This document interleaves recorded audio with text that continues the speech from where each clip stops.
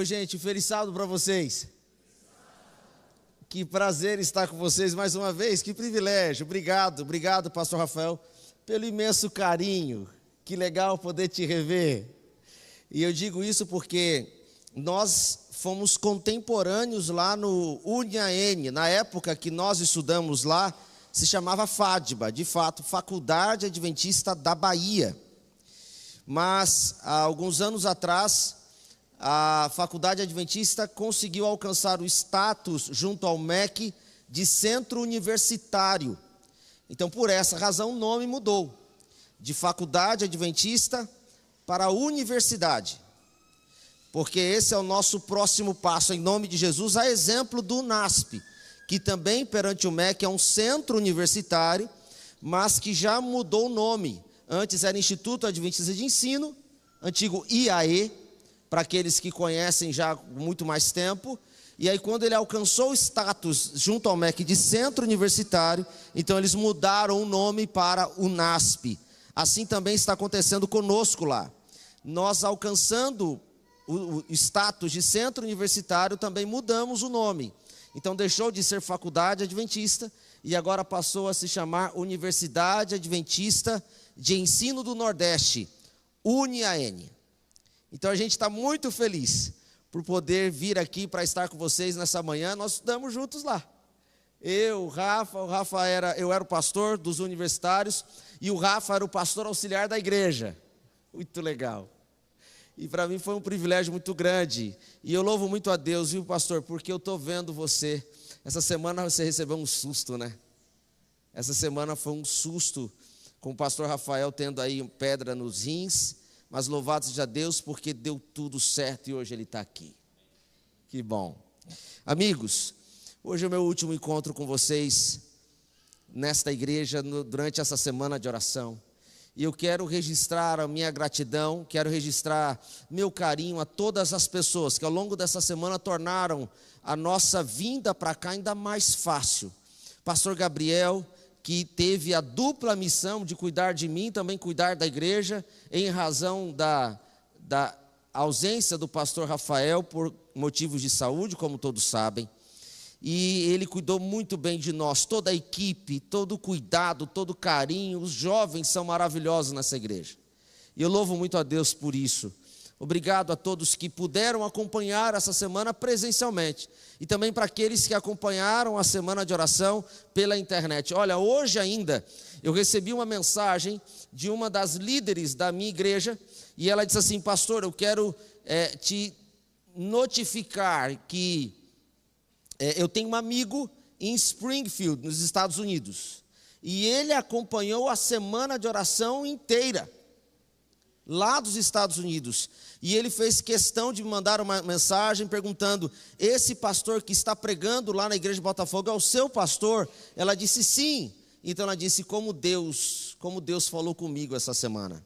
E eu espero que a mesma sensação e convicção que aquele homem tão distante teve em Deus estar falando com ele, também seja a sua convicção e a sua sensação. Espero que Deus também tenha falado poderosamente com você. Eu peço perdão desde já, porque ao final deste sermão, eu não poderei estar à porta, como costumeiramente fazemos aqui na igreja, para me despedir de vocês. Terminando aqui o sermão, eu saio diretamente para o aeroporto, para pegar o voo de volta, porque hoje à noite eu pregarei na vigília em Porto Seguro. Então eu preciso pegar o voo para correr, para ir a Porto Seguro para pregar, e dali então seguir para o UNIAN para retomar as atividades lá. Então peço carinhosamente perdão a vocês por não poder estar à porta. Então fica aqui registrado o meu sincero abraço em todos vocês, e que Deus possa abençoar a todos vocês ao longo de todo este sábado, mas principalmente ao longo da sua vida. Hoje eu queria falar com você sobre a minha maior esperança. Pedir a Deus um novo coração só faz sentido se ao final dessa semana de oração, terminá-la com você tendo um desejo ardente no coração de realmente se encontrar com Jesus. Somos adventistas porque o nosso DNA é daquele que aguarda com muita ansiedade e com grande expectativa a volta de Jesus. É por isso que colocamos e fizemos questão de registrar isso no nome da nossa denominação. O cerne, a razão da nossa existência é porque nós aguardamos com muita expectativa, com muita ansiedade a volta de Cristo.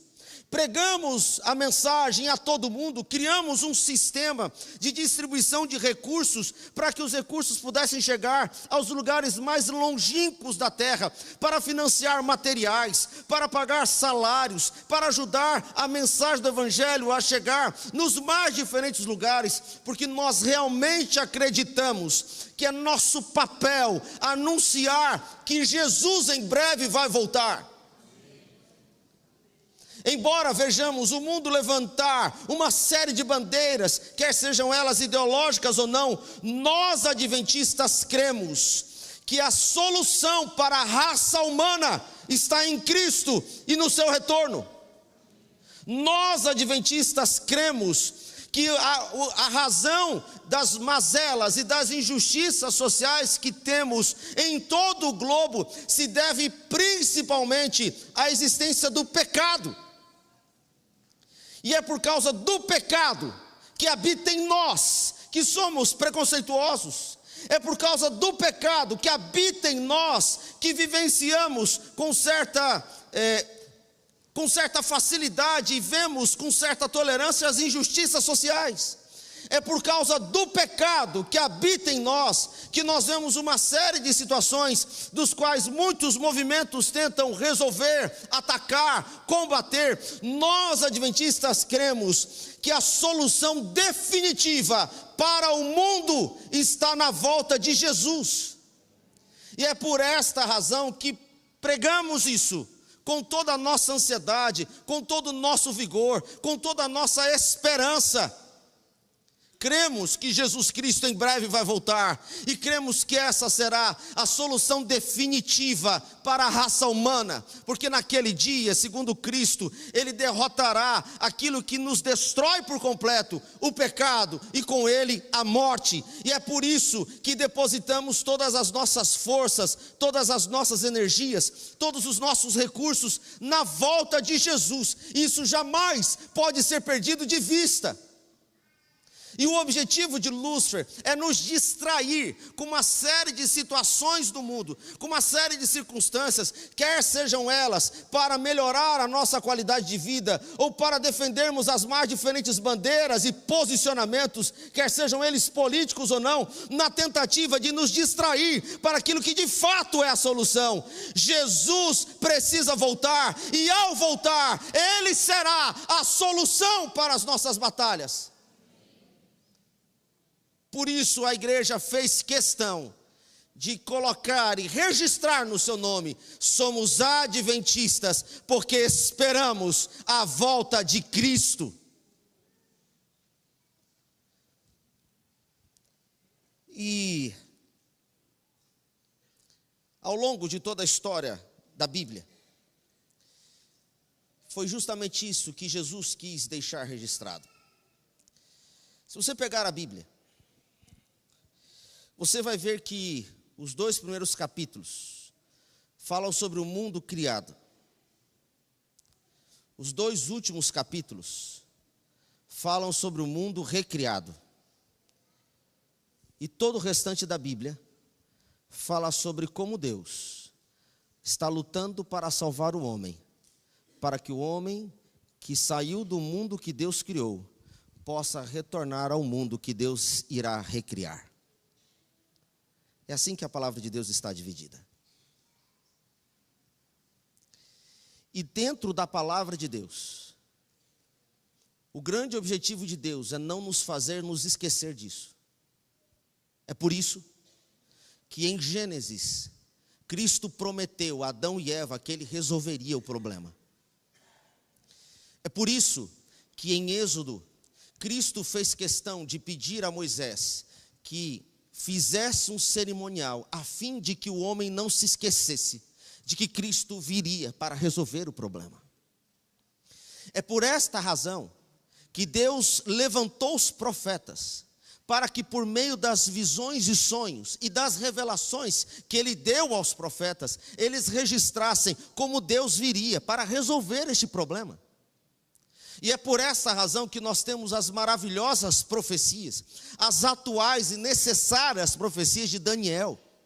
É por essa razão que nós temos os símbolos atuais e necessários de Ezequiel. É por esta razão que nós temos as profecias e predições necessárias e atuais de Joel, de Malaquias. É por esta razão que nós temos a maravilhosa esperança novamente sendo reavivada no coração dos discípulos, registrado ao longo de todo o Novo Testamento. E é por esta razão que Cristo decidiu colocar um livro inteiro. Ele decidiu colocar como temática principal o dia da sua volta e como nós devemos estar preparados para isso. O que é Apocalipse, senão um grito de Deus avisando para o seu povo de que ele em breve vai voltar, para não deixar dúvidas de que esse é o principal e mais importante objetivo de Deus. Ele não apenas deixou mensagens espaçadas na sua palavra, ele mandou que João escrevesse um livro inteiro sobre isso, porque ele sabia que nos últimos dias nós estaríamos tão envolvidos com uma série de situações no mundo que correríamos um sério risco de vivermos uma vida e nos esquecermos disso. Então Deus deixou o Apocalipse para isso. No Velho Testamento, Jesus falou por meio dos profetas. No Novo Testamento, Jesus fala por Ele mesmo a respeito da sua vinda. E é sobre isso que eu gostaria de nessa manhã, nesses pouco mais de 20 minutos que tenho com vocês, estudar. E ao final, mais uma vez, desafiar você a se comprometer de todo o coração com essa mensagem. Para isso eu queria pedir que você abra sua Bíblia comigo no livro de Mateus, no capítulo 24. E eu quero registrar duas coisas aqui, enquanto você abre a sua Bíblia no livro de Mateus, no capítulo 24. A primeira delas, uma jovem me procurou, hoje pela manhã,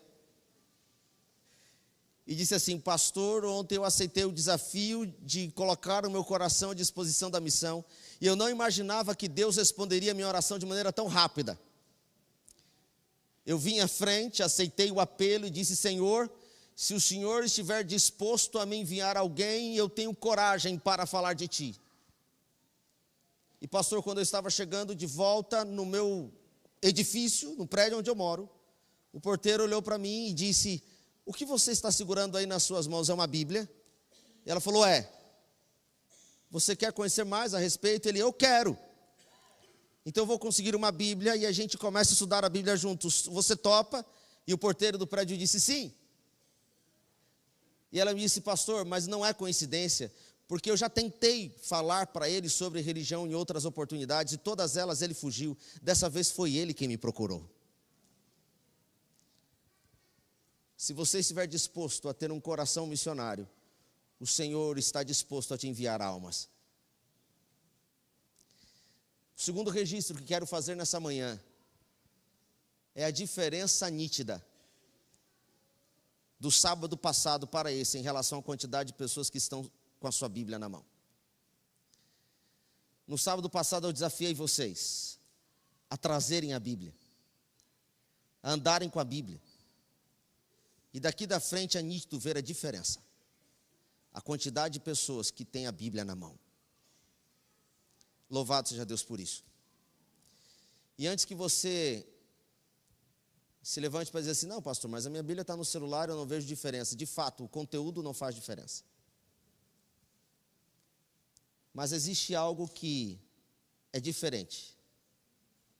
Cientificamente falando, quando eu uso os papéis para ler ao invés da tela, a capacidade de apreensão do conteúdo, ela aumenta. Mas existe algo diferente aqui. É que quando eu abro a Bíblia, não há nada que me distrai em relação a ela, somente eu e o texto. E é por essa razão que antes de ler o texto, eu queria mais uma vez pedir que você colocasse o seu celular no modo igreja. Para que nada nem ninguém tire a sua atenção nesse momento. Mateus capítulo 24.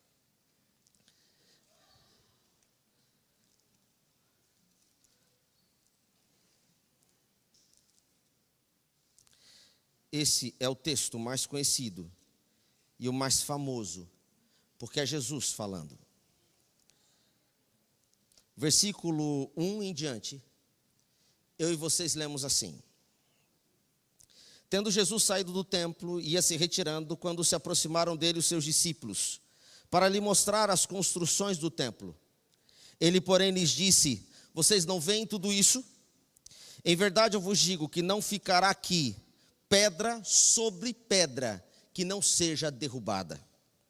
No Monte das Oliveiras, achava-se Jesus assentado quando se aproximaram dele os discípulos, e em particular lhe pediram: Por favor, Senhor, nos diz quando acontecerão estas coisas e que sinal haverá da tua vinda e então do fim dos séculos. Então Jesus respondeu: Prestem atenção, que ninguém engane vocês.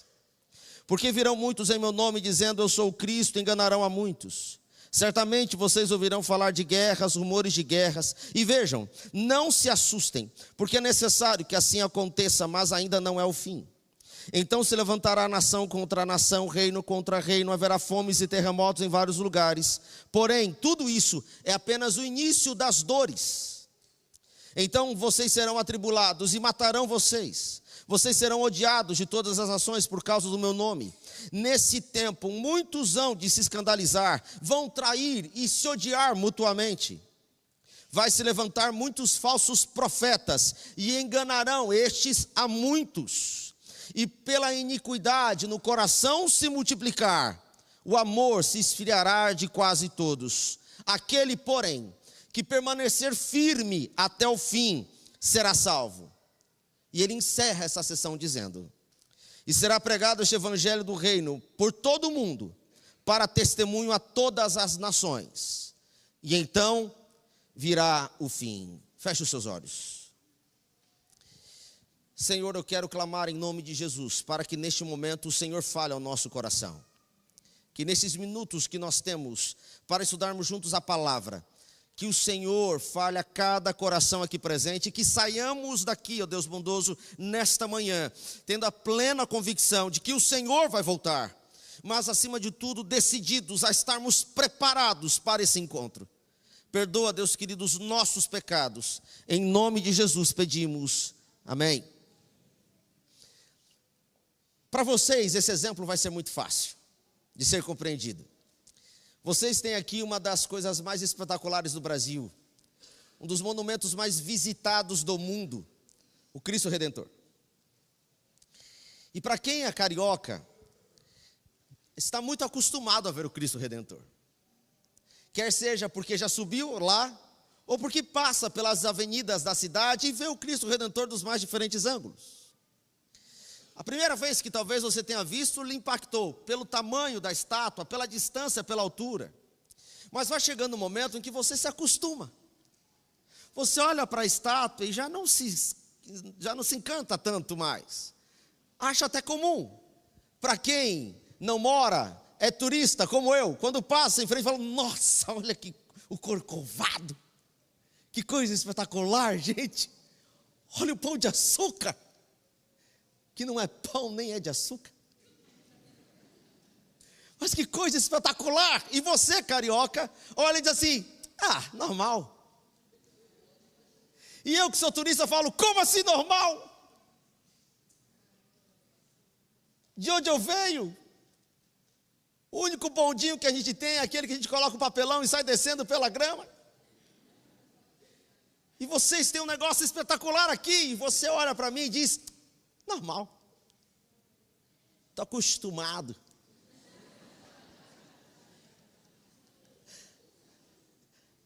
Assim também aconteceu com os discípulos.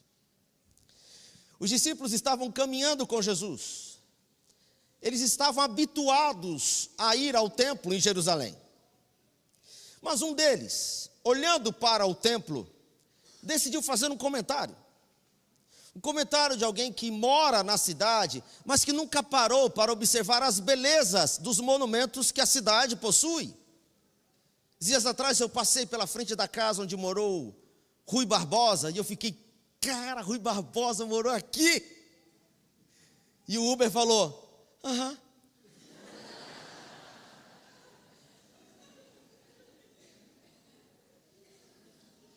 Eu estava passando pela Avenida Getúlio Vargas, e eu estava caminhando por ela, quando de repente veio uma placa escrita assim, aqui morou o Marechal Deodoro da Fonseca. Eu passei, olhei e voltei, eu falei, mentira que o Marechal morou aqui. E eu virei para o rapaz que estava passando e falei assim, moço, aqui que morou o Marechal Deodoro, ele morou quem? Normal, só não é para mim. Eu fui ao Cristo Redentor e passei um mico danado, porque eu deitei e fiquei olhando para cima. Os japoneses, os chineses, o povo que falava outros idiomas, passava ao largo e nem se importava, mas os cariocas, quando passaram e me viram, falaram assim, aí, turista gosta de pagar um mico, né? E passou. Eu estava encantado. Mas é normal para quem já está aqui e é acostumado. E a Bíblia registra justamente este momento. Está os discípulos andando com Jesus, quando um deles para e pensa assim, nossa, mas eu nunca tinha parado para prestar atenção, o templo é realmente espetacular, hein?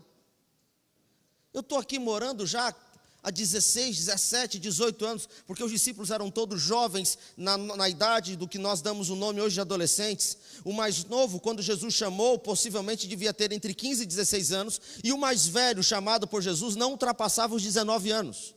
Possivelmente 18 anos, sim. O grupo de Jesus era feito de adolescentes e jovens. Jesus era o mais velho deles. Tinha 30 anos de idade. Já era considerado um adulto sênior, com 30 anos. E o grupo de Jesus era de adolescentes e jovens. Esses eram os discípulos. A gente pensa os discípulos barba branca, né? E idosos, negativos. Os discípulos eram jovens. Quando Pedro pregou, Pedro não tinha mais do que 22 anos de idade. Quando ele, por meio da pregação, converteu 3.000 pessoas. Ele não tinha mais do que 22 anos de idade. Então você que é jovem e fica dizendo assim, pastor, é que é difícil. Tenta falar isso para os discípulos. Porque eles escolheram não negar Jesus antes dos 25 anos de idade.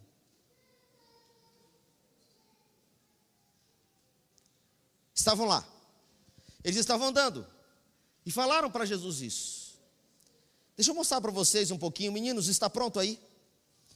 Deixa eu mostrar para vocês como era o templo na época de Jesus. E talvez vocês terão a mesma ideia de como era, como ficou para os discípulos aquela cena impressiva. Esse era o complexo do templo. Pode dar um play. Esse era o complexo do templo de Jerusalém. Aonde vocês estão vendo aqui era o pórtico de entrada. Esse era o conhecido templo herodiano. Ele era realmente um palácio extremamente suntuoso. Esse é o lugar do templo, onde você está vendo esse maior, é justamente o lugar onde ficava o Santíssimo. Por isso, quando o véu foi rasgado de cima para baixo, foi considerado um milagre, porque não tinha como mão humana fazer isso, visto que ele era gigantesco. As suas portas eram de madeira maciça. Ele possuía adornos de ouro e as suas paredes eram de mármore Carrara, importados da Galícia, hoje da Gália, hoje conhecido Itália. O cume desse templo, a parte de cima do templo, quando recebia o sol no fim da tarde, parecia como se estivesse pegando fogo, ele ficava em cor abóbora. A ideia era justamente passar a impressão de que Deus estava presente no templo, através de uma ilusão de ótica. Ali estava um incenso, um lugar de incenso, Ali estava o lugar santo e também o lugar santíssimo. O complexo do templo não era apenas o edifício ali, mas também era tudo que estava em volta, os lugares para comércio, o sinédrio onde se reuniam os fariseus e etc. Era um lugar espetacular, ele estava justamente no Monte Sião. Então, de qualquer lugar da cidade velha de Jerusalém, você conseguia enxergar o templo. Apenas uma curiosidade, como a cidade de Jerusalém foi destruída várias vezes, e eles não limpavam o terreno para reconstruir, eles construíam em cima do monturo. A cidade da época de Jesus está 12 metros abaixo da cidade de Jerusalém atual. Então, de certa parte da cidade de Jerusalém, você consegue ver a rua por onde caminhou Jesus, 12 metros para baixo. Os discípulos olharam aquilo e falaram assim: Jesus, que coisa linda é esse templo, nós nunca tínhamos parado para observá-lo. Então Jesus diz assim: deixa eu lhes dizer uma verdade. Essa expressão para em verdade vos digo. É como Jesus estivesse dizendo hoje, presta bem atenção no que eu vou te dizer. Não vai sobrar pedra sobre pedra nesse lugar que não seja derrubada. Quando os discípulos olharam para o tamanho do edifício, para a obra faraônica que era o edifício, eles ficaram assombrados. Diz a Bíblia que há um hiato nesse momento. Eles saem dali e vão para o Monte das Oliveiras. Quando eles vão para o Monte das Oliveiras, que ficava aproximadamente 1,2 quilômetros de onde eles estavam, era uma depressão, então subia o monte até o jardim do Getsêmani, lugar preferido de Jesus. A Bíblia não registra nenhuma conversa deles. A Bíblia diz que quando eles chegam no Monte das Oliveiras, então é que um deles procura Jesus para perguntar. E vão em secreto, reservadamente perguntar para Jesus: Senhor, por favor, nos diz quando isso vai acontecer. Observe bem, eles já não duvidavam mais do poder de Jesus em fazer isso. A esta altura, eles já tinham visto Jesus expulsar demônios, já tinham visto Jesus acalmar tempestades, já tinham visto Jesus alimentar multidões com apenas 5 pães e 2 peixes, já tinham visto Jesus curar pessoas que eram incuráveis pela medicina da época, inclusive na medicina atual, já tinham visto Jesus ressuscitar. Então eles já não duvidavam mais que Jesus tinha poder para fazer aquilo que ele estava dizendo. Então eles procuraram Jesus e apenas perguntaram assim: mestre, nos diz uma coisa, quando é que estas coisas acontecerão? Grava bem o que eu vou dizer. Eles já não duvidavam mais que Jesus tinha poder para fazer o que ele estava dizendo. Grave bem essa frase. Então Jesus disse assim: que ninguém engane vocês. Ou seja, ele vai repetir essa expressão várias vezes ao longo desses 14 versículos. E por que ele vai dizer isso? Porque o tempo do fim seria determinado e teria como principal característica o engano. Muitas pessoas viveriam sinceramente enganadas. Então ele começa dizendo um alerta: que ninguém engane vocês. Então ele vai dizendo o que vai acontecer no tempo do fim.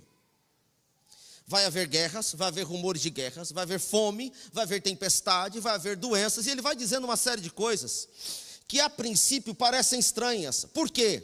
Porque na época de Jesus isso já acontecia. Na época de Jesus já haviam doenças incuráveis, a exemplo da lepra, que hoje damos o nome de hanseníase, mas que na época de Jesus não tinha cura. Na época de Jesus já havia fome, acredita-se, baseado em estudos sociológicos, antropológicos e arqueológicos, que na época de Jesus, 89% da população da Judéia e da Galileia estava abaixo da linha da pobreza. E que 91% da população não sabia ler ou escrever. Então quando Jesus fala, vai haver fome, possivelmente quem estava ouvindo diz assim: mas Jesus, já está havendo fome. Como assim? Então quer dizer que o senhor vai voltar agora? Porque o que o senhor está dizendo vai acontecer, já está acontecendo. É como se Jesus estivesse falando de uma profecia que para falar você não precisa ser profeta. Basta dizer o que está acontecendo na atualidade. Alguém desavisado poderia ouvir Jesus falar isso e pensar: esse homem é um falso profeta, porque tudo que ele está dizendo, não precisa ser profeta para dizer. Vão ouvir falar de guerras e rumores de guerras. Eles estavam em guerra não declarada contra o Império Romano. Prova disso é que Nero destruiu a cidade no ano 70, porque havia uma série de perturbações sociais em Jerusalém, inclusive na época de Jesus. Então não precisava ser profeta para dizer o que Jesus estava dizendo. Me lembro de certa vez ter visitado uma comunidade evangélica, e o líder religioso daquela comunidade se levantou e disse assim: Deus está me dando uma profecia. Chegou a hora de profetizar, e as pessoas começaram a clamar a Deus, e o louvor, o fervor subiu, e eu falei: nossa, vai ser um momento lindo esse aqui agora. Ele diz: Deus está me revelando que deste lado aqui tem alguém que está com problemas financeiros. Eu falei: não. Ele disse: desse lado, Deus está me revelando que tem alguém aqui que tem um problema de saúde. Eu falei: não. Percebem? Não precisa ser profeta para dizer isso. Se nós perguntássemos: alguém aqui está com algum problema financeiro? Jesus, a gente teria que acabar o culto e ajoelhar todo mundo e dizer: Senhor, misericórdia. Se eu dissesse aqui, alguém aqui, tem alguém aqui com problema de saúde, eu seria o primeiro a levantar a mão. Porque depois dos 40 a gente fica crocante. A gente não está ficando velho, está ficando só crocante. Porque estrala tudo, dói tudo.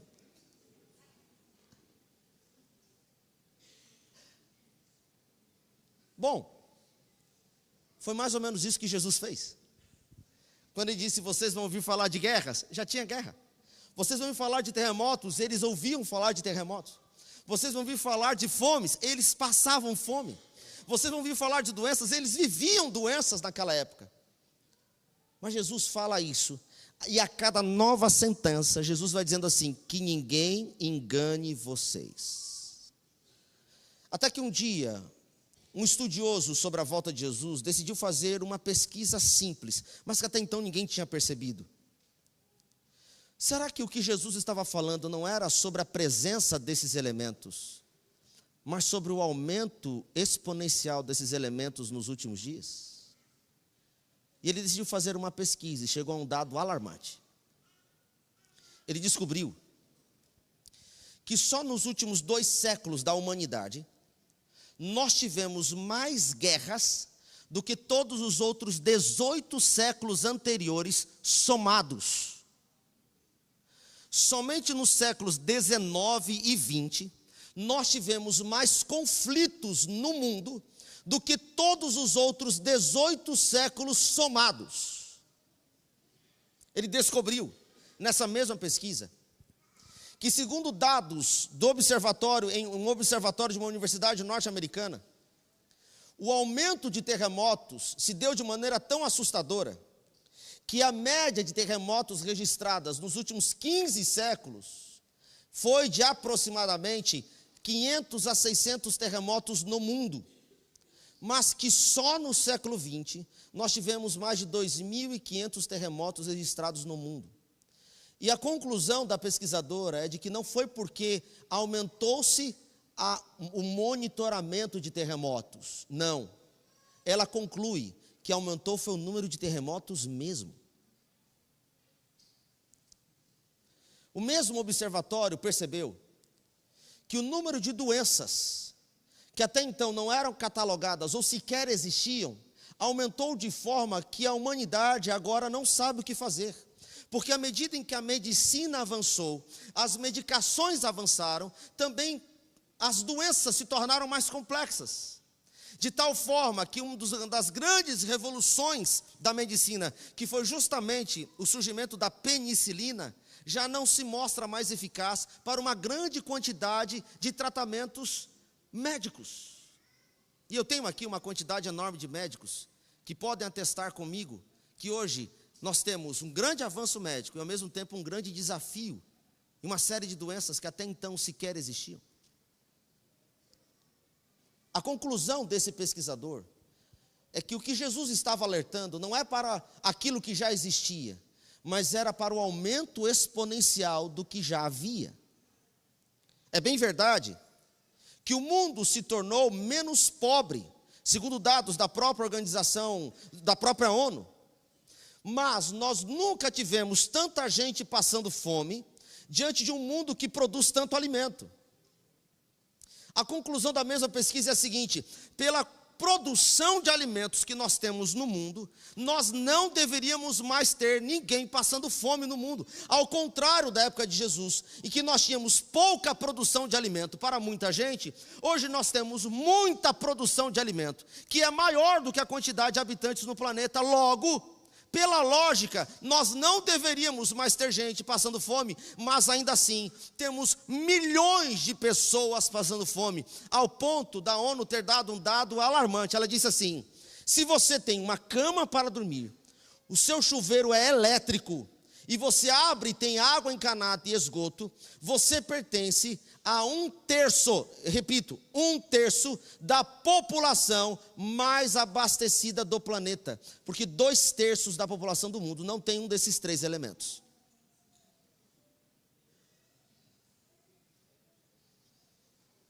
O que Jesus, portanto, estava dizendo, não era a existência disso, mas era o agravamento de tudo isso. E por fim, há um tempo atrás, nós tivemos uma cena que ficou viralizada na internet. Quando um caminhoneiro bateu o caminhão, e o caminhão imediatamente começou a pegar fogo. E as pessoas ao redor saíram correndo. O caminhoneiro estava preso ao cinto de segurança enquanto o seu caminhão pegava fogo. E todas as pessoas ao redor estavam com o celular aberto filmando.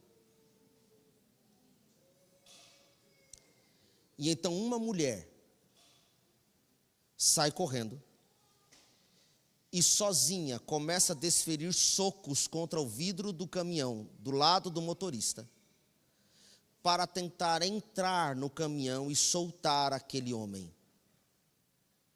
Enquanto toda a multidão estava em volta, apenas vendo aquela cena com o celular. Um cartunista do The New York Times pegou essa cena e repintou essa cena, desenhou essa cena, colocando a mulher vestida com uma capa de Supergirl,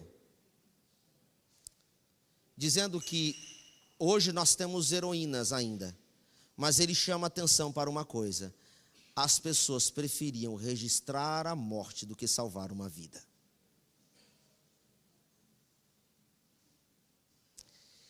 Deixa eu lhe perguntar, você está tendo a mesma sensação que eu, de que nós estamos mais frios e menos empáticos em relação ao sofrimento dos outros?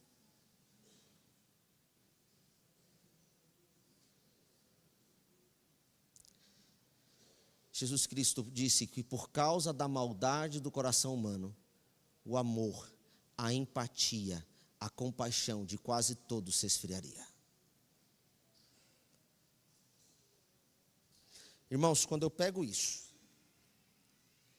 e alinho isso à profecia de Daniel, que afirma que Deus passa do santo para o santíssimo em 1844, para enfim iniciar o julgamento como última etapa antes da sua vinda, eu não tenho a menor sombra de dúvidas de que nós estamos vivendo os últimos dias dessa terra. Mas preste bem atenção. Nós estamos tendo guerra na Ucrânia, estão se defendendo da Rússia. Nós estamos tendo guerra em Israel com vários países. Israel declarou guerra não apenas em Gaza, contra o Hamas, mas declarou guerra contra a Síria, declarou guerra contra o Irã, e tem sido um verdadeiro caldeirão, difícil até mesmo para nós compreendermos. Além disso, nós temos uma outra guerra que já matou mais de 3 milhões de pessoas no sul do Sudão. Temos guerra acontecendo na Caxemira, entre Índia e China. Temos conflitos armados acontecendo em vários lugares, inclusive aqui no Rio de Janeiro.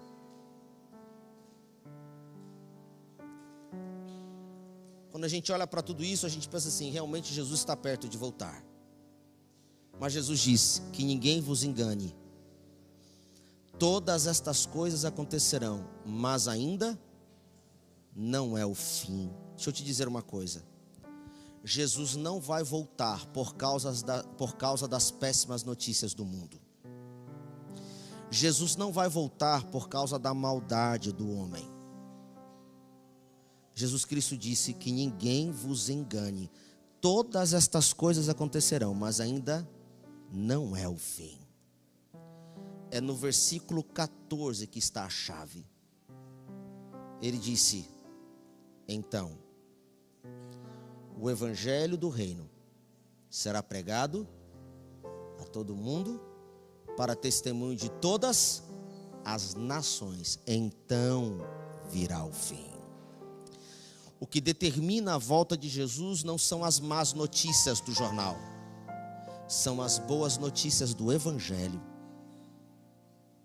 Mas eu confesso a você que, como adventista do sétimo dia, durante muitos anos eu tive uma dificuldade com esse texto. E vou te explicar o porquê. A época em que eu tive a primeira compreensão sobre esse texto, eu ainda não era estudante de teologia, não era teologando, eu era um adolescente. Eu sempre fui muito apaixonado pelas profecias, sempre. Mas quando eu tinha por volta de 16 anos, olhando para esse texto, pouco antes de entrar na faculdade, eu falei assim: vai ser impossível Jesus voltar. Eu comecei a ter uma crise de fé em relação à crença na volta de Jesus. Por quê? Eu fui ao Mato Grosso do Sul, onde meu pai foi criado, onde meu avô faleceu. E eu preguei com cerca de 17 anos, no mesmo púlpito que o meu avô, a quem eu não tive o privilégio de conhecer, pregou o seu último sermão sobre a volta de Jesus. Meu avô pregou ali sobre a volta de Jesus, e Jesus não voltou. Meu pai, enquanto pastor, também pregou naquele púlpito, e pregou sobre a volta de Jesus, e Jesus não voltou. E agora era eu, um jovem de 17 anos, a pregar naquela igreja, naquele púlpito, sobre a volta de Jesus. E até aquele momento Jesus não havia voltado. E depois que eu preguei aquele sermão, eu comecei a ter uma crise de fé. Eu falei: Senhor, por que é que o Senhor tem demorado tanto? E eu fui então para os dados estatísticos. À época, nós éramos cerca de 15 milhões de adventistas, e éramos cerca de 6 bilhões de habitantes no mundo. E eu falei assim: olha, se nós somos 15 milhões de adventistas e somos 6 bilhões de habitantes no mundo, eu fiz os cálculos e falei: será impossível a gente pregar, porque a maior parte dos adventistas estão no hemisfério, no lado ocidental do planeta, mas a maior parte dos que precisam ouvir a mensagem estão do lado oriental do planeta. Como é que nós vamos fazer para a nossa mensagem chegar até lá? Senhor, vai demorar gerações e o Senhor não vai ter voltado. E eu tive uma crise com isso. Falei: realmente Jesus vai demorar muito para voltar. Eu nem fiz o cálculo baseado em todos os séculos anteriores. Eu fiz o cálculo baseado na compreensão de que agora estamos no tempo do fim, porque agora Jesus passou do santo para o santíssimo. Jesus está nesse momento julgando. Então eu falei: então agora é o tempo do fim. Eu preciso fazer o cálculo a partir de agora. Então tive uma crise. Eu falei: não, Senhor, não vai dar certo. Até que em uma noite, sonhando com isso, me veio a seguinte impressão à mente: Kenny, o que é o evangelho? Eu falei: é Jesus. Então, se o evangelho é Jesus, quem conhece Jesus tem a comissão de pregar, não é? São só os adventistas que conhecem Jesus? Eu falei: não. Nós aguardamos com muito fervor a volta de Jesus, mas não somos só nós. Tem muita gente. Somos 1,5 bilhão de cristãos no mundo, dos quais seguramente pelo menos 500 milhões, talvez mais, vivem com muita seriedade o cristianismo. Falou: entendeu aqui? Falei: muda o quadro. É menos gente para alcançar.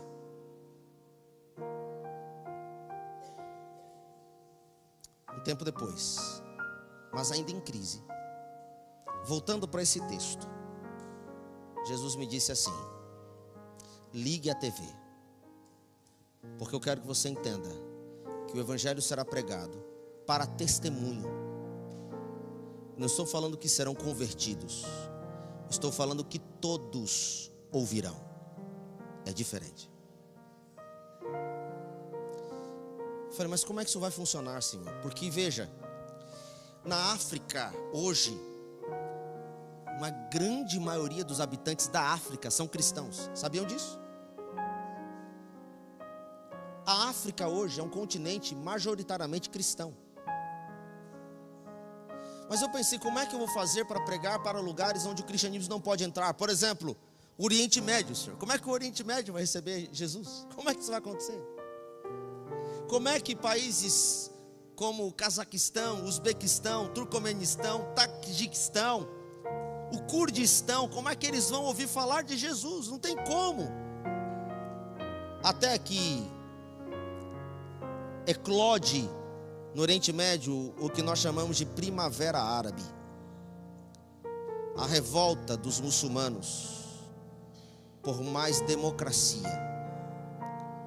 Como é que essa primavera eclodiu? Eles conseguiram burlar os sistemas de controle de internet dos países e combinaram protestos por todos os países pela internet em sistema burlado. Aí Deus me fez lembrar de que boa parte das mensagens de WhatsApp enviadas no mundo são mensagens falando de Jesus. E assistindo a TV cai a segunda escama. Deus disse: eu tenho meus meios para fazer o evangelho chegar aonde você não pode ir. Mas eu ainda questionei Jesus.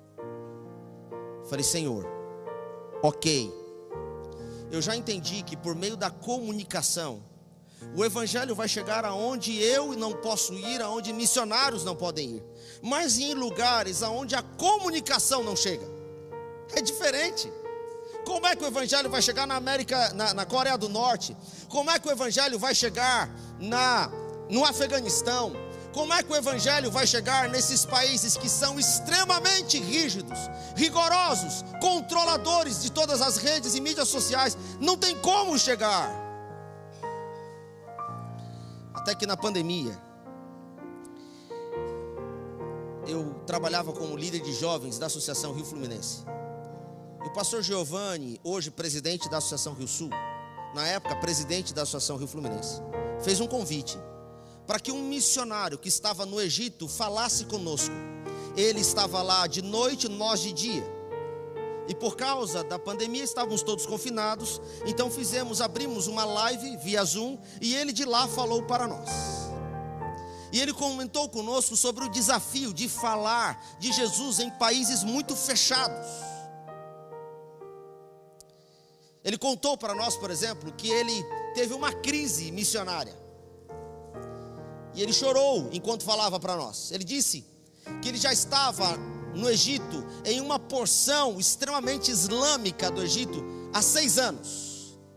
E que nos 4 primeiros anos dele no Egito, ele não conseguiu falar de Jesus para ninguém. E chegou um momento, em um sábado, que estava ele, a esposa e os 2 filhos, e ele começou a chorar. Ele disse: Senhor, por que é que o Senhor me mandou para cá?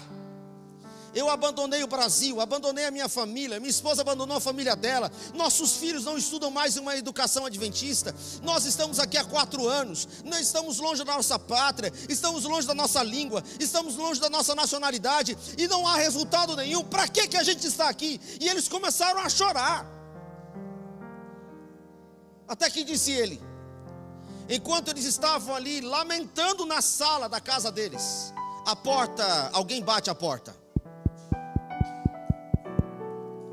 E aquele missionário, que eu não posso citar o nome,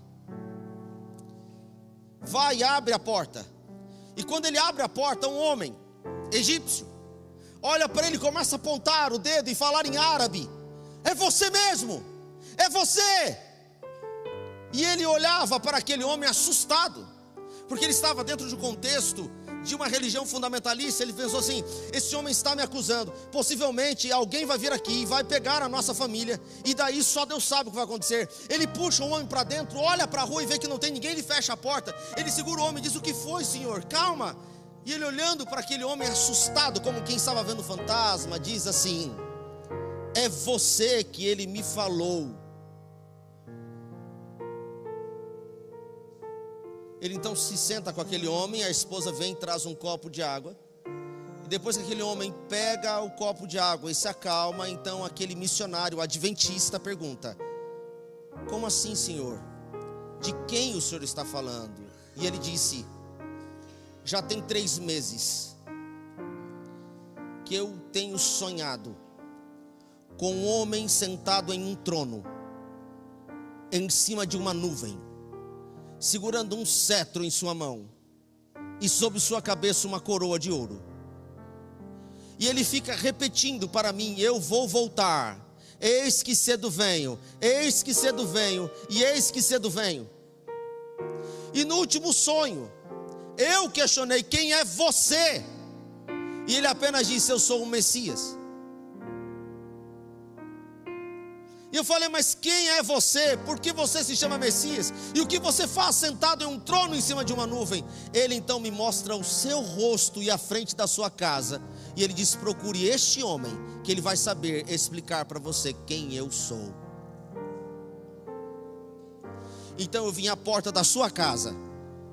E quando você abre a porta, eu vejo você. Então eu percebo que meu sonho é real, não é mentira. Então agora que eu estou aqui, você, por favor, precisa me dizer quem é esse homem que está aparecendo para mim, sentado em um trono, na nuvem, dizendo que vai voltar. E quando aquele homem estava falando isso, eu comecei a chorar desse lado do computador. Porque aquele questionamento daquele garoto de 17 anos começou a ter resposta. E aquele missionário disse assim: para a honra e glória de Deus, 6 pessoas já foram convertidas aqui. Das 6, 2 foram convertidas porque eu estudei a Bíblia. 4 foram convertidas porque sonharam o mesmo sonho. Mas elas não se conheciam. Elas moravam em lugares diferentes, não tinham nenhum grau de parentesco, e todas me encontraram da mesma maneira. Bateram a porta da minha casa, e quando eu abri, apontavam para mim dizendo: é você quem eu vi no meu sonho. Me diga quem é este homem que está aparecendo no meu sonho todas as noites. A igreja adventista começou a descobrir, através do relato de missionários que estão em outras partes do mundo, que em outros lugares do globo pessoas estão tendo o mesmo sonho. Sim, pessoas no Iraque estão tendo o mesmo sonho, pessoas no Irã estão tendo o mesmo sonho, pessoas no Afeganistão estão tendo o mesmo sonho. E por causa disso, a igreja adventista criou um site chamado Dreams of Isa. E nesse site ela está colecionando a história de pessoas que estão aceitando o Evangelho, estão aceitando o Cristo Jesus por meio de um sonho. Igreja Adventista de Botafogo, e você que está acompanhando pela internet, Deus nos mandou ir aonde nós não podíamos ir. Deus começou a ir por meio da internet, por meio da rádio, por meio dos meios de comunicação. Mas onde os meios de comunicação não podem ir, Ele mesmo está indo e pregando por meio de sonhos e visões. Porque Ele quer voltar, Ele precisa voltar, Ele prometeu voltar. Lembre-se, eu falei para vocês no início, irmão, gravem a frase que eu lhes disse: aquilo que era impossível, os discípulos creram. Então eu posso afirmar para vocês, ainda que pareça impossível, é real. Jesus vai voltar. E hoje eu entendo que Jesus, ao dizer: e este evangelho do reino será pregado, Ele não estava dizendo: e as pessoas vão pregar o evangelho. Ele não disse isso. Ele apenas disse: o evangelho do reino será pregado. Porque quem está garantindo a pregação não somos eu e você, é Ele. É Ele quem vai enviar anjos, é Ele quem vai enviar crianças, é Ele quem vai enviar ondas de rádio e internet, é Ele quem vai aparecer em sonhos e visões, porque Ele é quem garante a promessa que Ele fez. Ela é real, ela é verdadeira. Jesus vai voltar. Então a grande pergunta não é quando Ele vai voltar, mas é se você estará preparado para esse dia.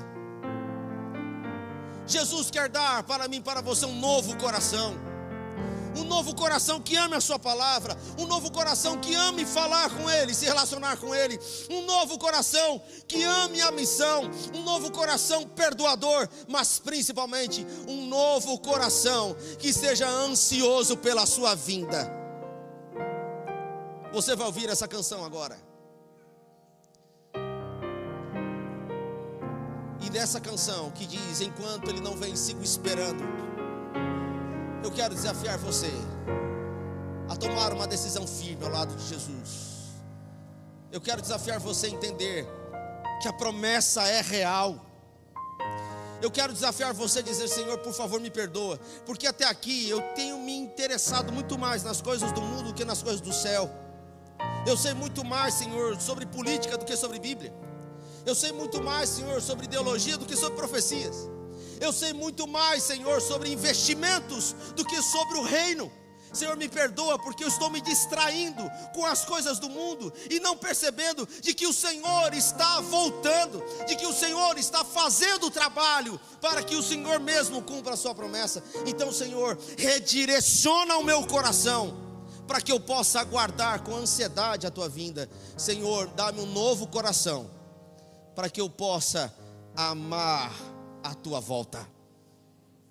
Ao final desse culto, após essa música, eu quero orar com você e quero clamar a Deus para que Deus, no final deste último dia da nossa semana de oração, que você tome uma decisão, ter um novo coração, um coração que segue com ansiedade, aguardando a breve volta de Jesus.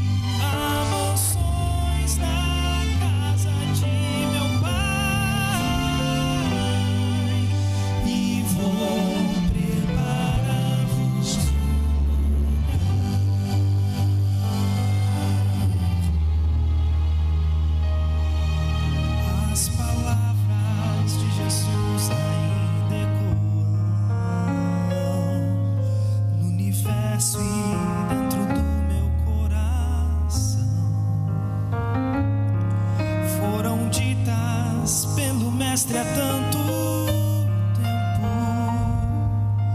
mas são tão incrivelmente atuais. Quando vejo as notícias, vejo o mundo quase a ponto de se desintegrar. Eu me lembro da promessa tão preciosa de que Cristo muito em breve vai voltar. Mas enquanto Ele não vem, sigo esperando. Enquanto Ele não vem, sigo levanto os meus olhos para o alto. Me diz, Ele está vindo, e vivo os meus dias pensando, pode ser hoje, talvez um dia ou dois depois de amanhã. O que importa saber é que Ele volta e vem pra recolher os que já são seus.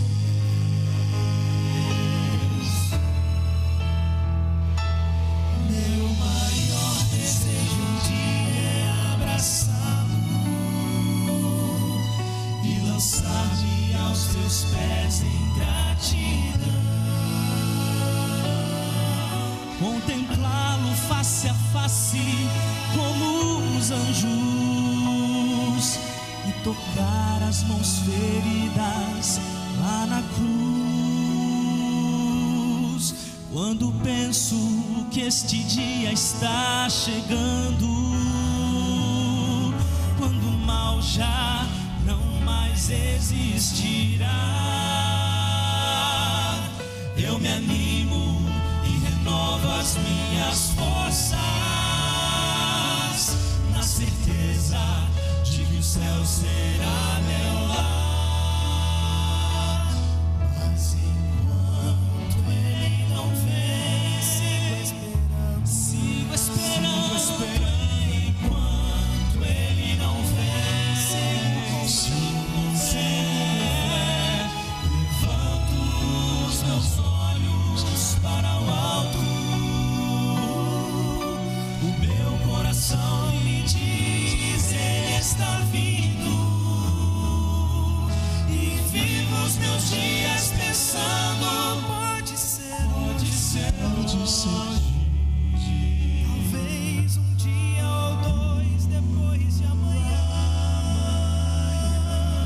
O que importa saber é que ele volta e vem pra recolher os que já são seus, e vem pra recolher os que já são seus.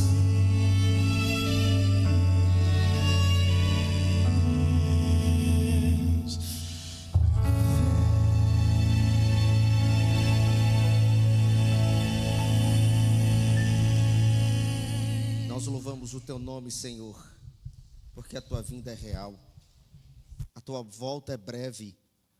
E por isso, Senhor, mais importante do que sabermos os tempos e a hora é estarmos preparados para quando esse dia chegar. Não permita, Senhor, que o nosso coração se distraia com aquilo que não levaremos na bagagem para o céu. Mas nos faz, Deus querido, amar, ansiar, esperar a tua volta. Nos permita, Deus querido, voltar para os teus braços se estamos distante e permanecermos nos teus braços se agora estamos. Perdoa os nossos pecados. Pela última vez nesta semana de oração, eu ergo mais uma vez as minhas mãos para abençoar o teu povo, dizendo que o Senhor os abençoe e os guarde. Que o Senhor faça resplandecer o seu rosto sobre vocês e tenha misericórdia de vocês. Que o Senhor sobre vocês levante o seu rosto e lhes dê a paz. Em nome de Jesus. Amém.